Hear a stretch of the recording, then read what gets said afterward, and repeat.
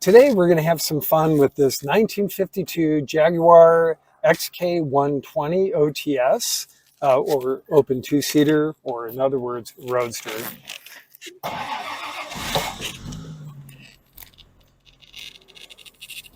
This car received a comprehensive restoration back from between 2003 and 2006 by a leading mark expert out of Scottsdale, Arizona. And it's had pretty limited use since, probably 1,000 miles or so. We're not sure of the accuracy of the odometer, since the restoration. So now keep in mind, I'm 6'3" and Randy's 6'2", and we're able to drive this okay. Quite comfortably, in fact. Yes. But it really is ideally suited to somebody, I would say maybe 6'1" and under. Yeah, that would seem reasonable. It's a little bit tight, mainly where the clutch is for me. And again, that's size 13, 14 shoes and 6'3", so. And it's also finished in one of the most iconic, actually the most iconic British car color, which is British Racing Green. And the paint, if you can see in this beautiful reflection on this perfect day, is absolutely stunning. The car wants to automatically drive on the other side of the street. It certainly does. It's British Heritage.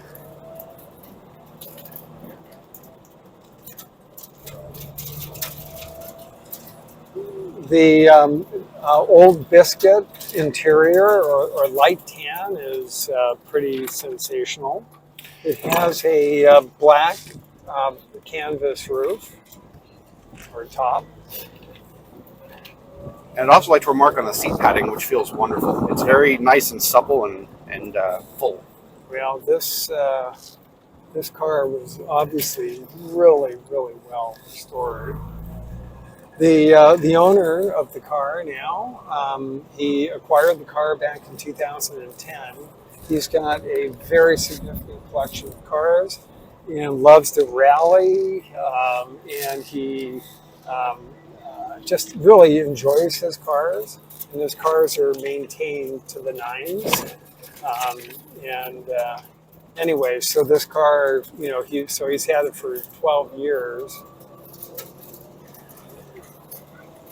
And his meticulous maintenance definitely shows off when you drive this car because there are no creaks, no rattles. It's extremely smooth, and it rides shockingly well for a 50s British roadster. Absolutely. So we're going to take it on the open road, largely because you probably may have noticed that they were resurfacing the asphalt here.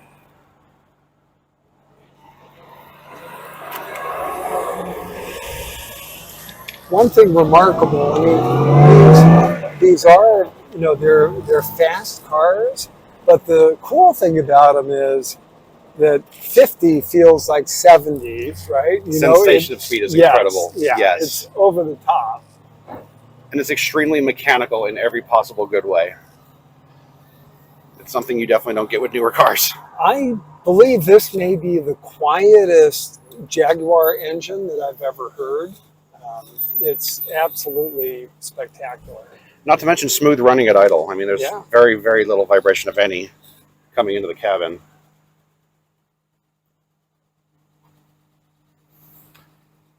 It's interesting because on other cars, like let's say a Packard, this kind of a split windshield would add about $400,000 to the value of the car. Think of a Darren or a Dietrich. That's what this split V windshield looks like.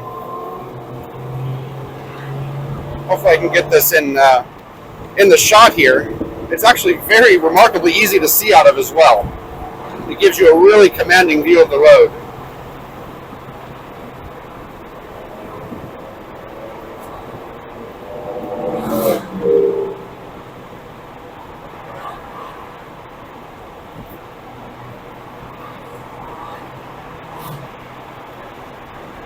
So we're going a little over 60 miles an hour.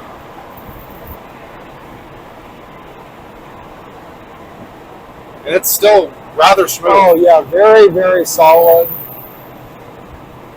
Feels great.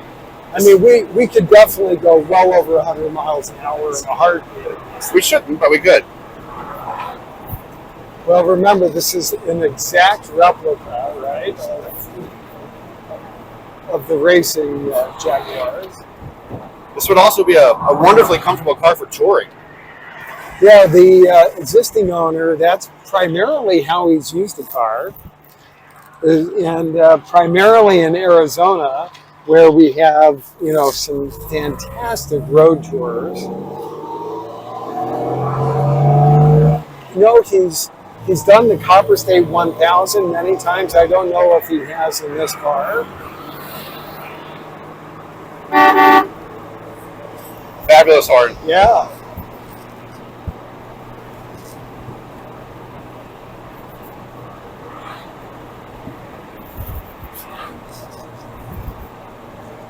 The engine feels as though it has a remarkable amount of mid-range torque, and these are known for that. Feels lovely. Yeah, absolutely. So the steering wheel is adjustable, right? I mean, you can push it in or out. In my case, because of, you know, my height and the long legs, I need to pull it all the way out in order to use the clutch. But if you didn't have such long legs, you could push the steering wheel back.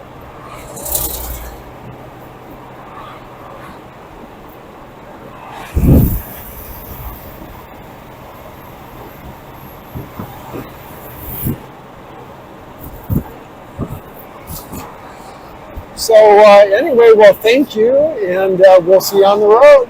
Thank you.